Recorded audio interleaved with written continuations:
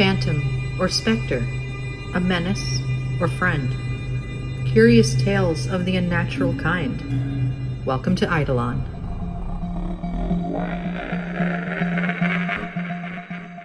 Welcome to another episode of Eidolon. Today we're keeping it local. Just like we did for the 5 haunted places in Albany, we're going just up the road to Schenectady, New York, for the King's Highway Burials.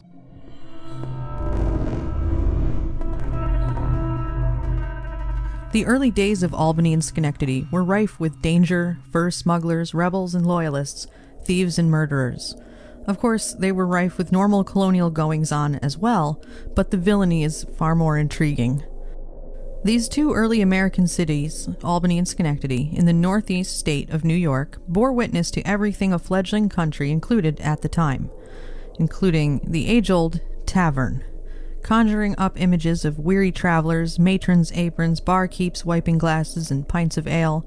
The tavern was the rest stop of old, a staple along the cart paths at that time. Before they became our modern interstates, taverns typically marked a halfway or measurable point between 2 landmarks. As a waypoint, much like in our Xbox RPGs, these places served several vital purposes associated with life in the 17th and 18th centuries. People rode horses, and those things needed to rest, needed food and water now and again. Much like gassing up your car, you had to stop your horse along the journey, but you had to overnight it to let it sleep as well. Enter that ever-present tavern again, a stable, a motel, a diner, and sometimes a murder site. The Truax Tavern stood along what was known at the time as the King's Highway, now legally named King's Road. The road itself was a Native American pathway, which the Dutch colonists widened and flattened in 1662. It became known as the King's Highway after the British conquest of New York in the late 1600s. While the tavern itself burned to the ground in 1941, pardon me as I weep over that, it was known to be a red brick and stone structure and run by a well-liked man named Isaac Truax Sr. Like so many founding families of the region, Isaac and his wife, Maria Wingard, were born from Dutch immigrants and owned a sizable plot of land northwest of what was then tiny downtown Albany.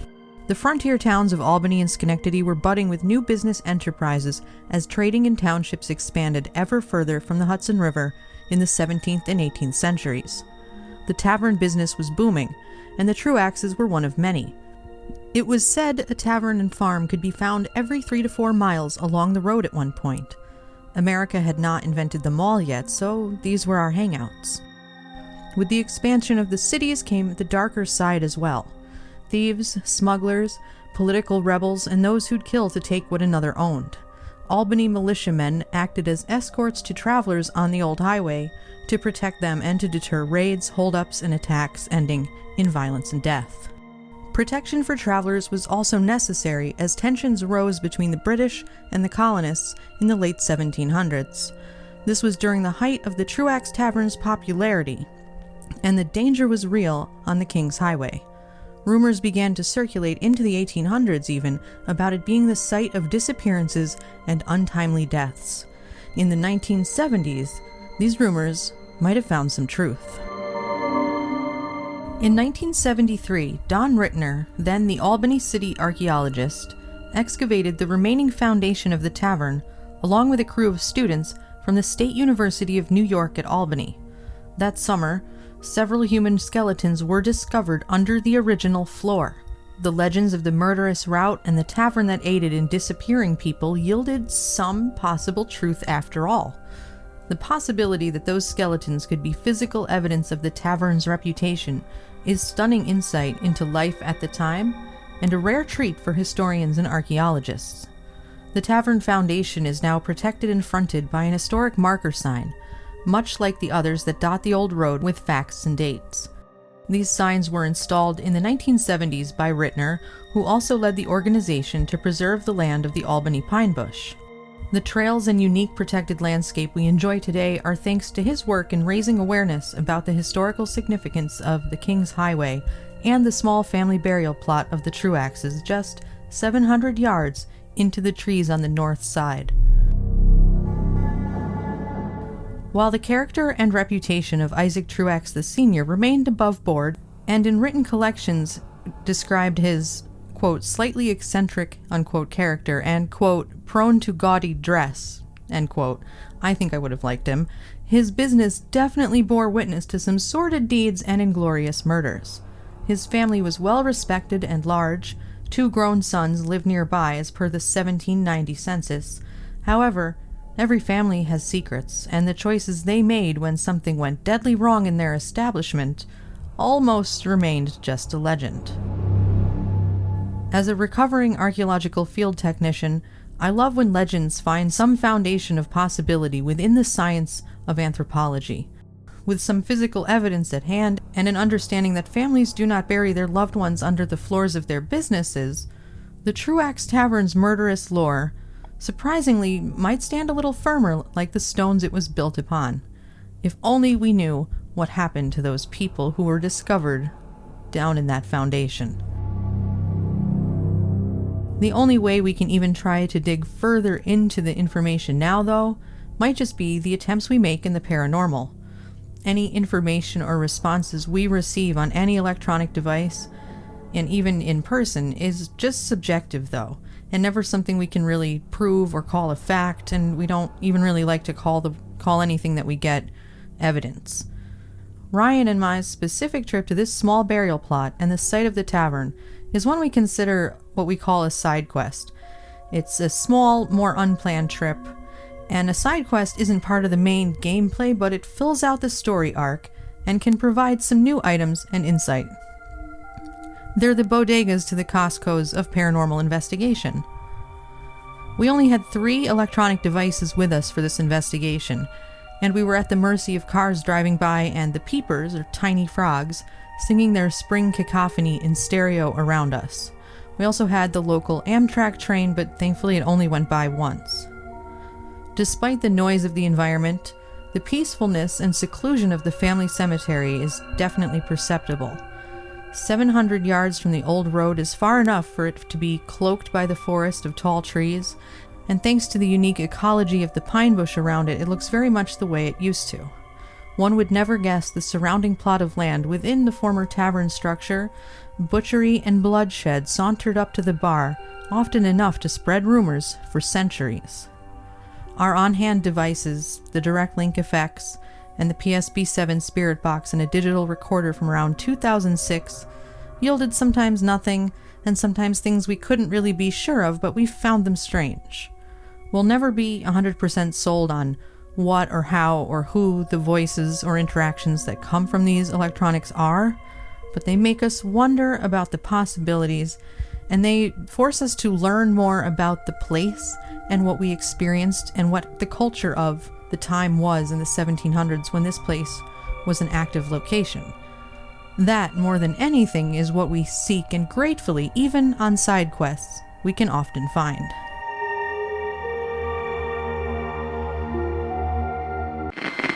Here we are with extra weird insight, and I have given you, I think, every detail I can about the actual place and the past and what we know about it without having the full archaeological report from the dig, which I've looked online and I cannot actually find that. So sadly, I don't have any information or any more information on any of the particulars of the skeletal remains found in the basement, what would have been under the floor of this tavern. But I did find an article from March 2019 by a woman named Jacqueline Citronidi. First of all, this woman has 4 eyes in her last name alone. That's fantastic. I found a blog about where she talks about how the Truax burial grounds came to be found and how they were preserved in the way they were, which is how we found them the next year in April of 2020, in the midst of everything being shut down and having nowhere else to go but outside and away from people. And that's what we did when we found it. It only took a year, it seems, for enough information to be on the internet for us to come across the historic marker sign, which is a particular shape and color. And I know that Ryan had driven by it several times and saw it, and it literally must have been within the year that it was placed to when we filmed. We just discovered it that quickly.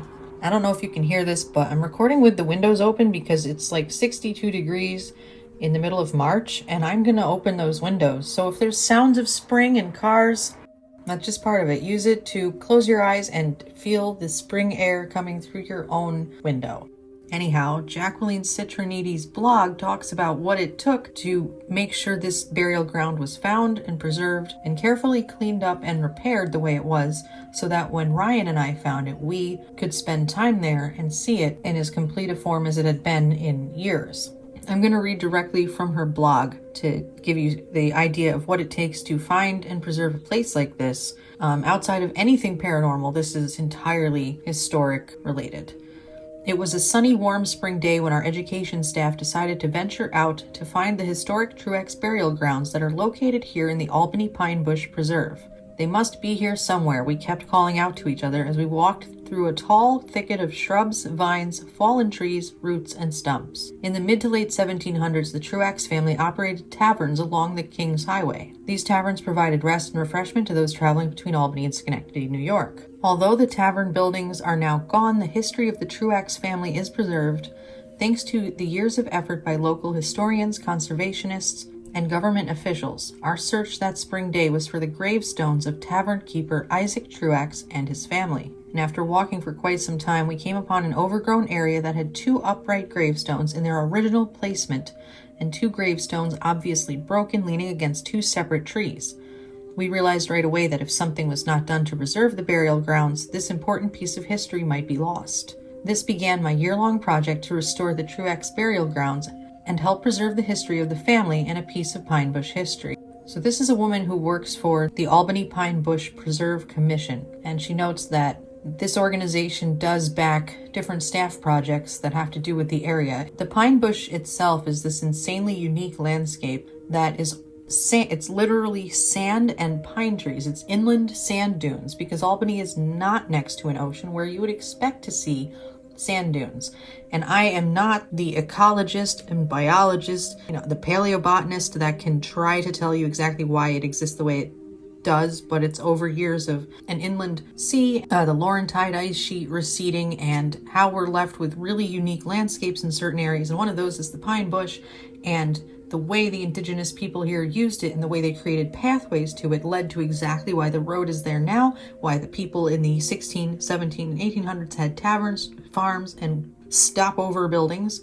And those are mostly gone now because it's really hard to keep these buildings up that long, honestly. And if there's wood in that, 300-400 years of wood in the Northeast climate is just gonna rot away. So the Albany Pine Bush is a particular preserved environment with the Preserve Commission and particular employees working to bring these types of historic locations into functioning public spaces that we can visit. Even if it's a cemetery that we can go spend time at, if we want to investigate, we can as public grounds, as long as you follow the rules of not being a jerk in a cemetery. Don't be the person who breaks things. I mean, I've never even seen or heard of someone who is vandalized in a cemetery, which feels good for me to not roll in the circle of people who do that stuff. I've never met anyone who's purposely kicked over an 1800s headstone.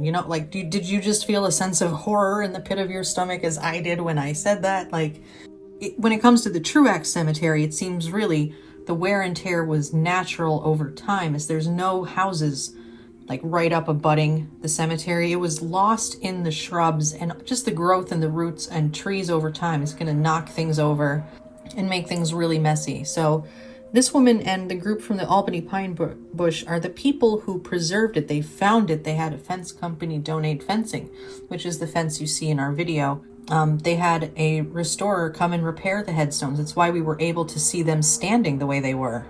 This was 1 year before the global mess of March 2020. We are literally in the same week of 2024 that in 2020 things just went awry. But if they hadn't have gone the way they did, not that this is an excuse or reason with any validity to it, but if the world had not been the way it was, we might not have stumbled upon this historic sign, and we might not have gone in to enjoy this space and experience the space of the Truax burial ground the way we did. And if Jacqueline Citronidi was not part of the Albany Pine Bush and hadn't thought to go and use historic documents and information that is known to find and preserve this particular family cemetery, all of this would not have come to be. This moment right now would not be happening. I think that's so cool. So big shout out to the Albany Pine Bush Preserve on this one. The Truax burial ground is now known about. There is a sign you can find, you can visit it, you can see it. It has been preserved, and this just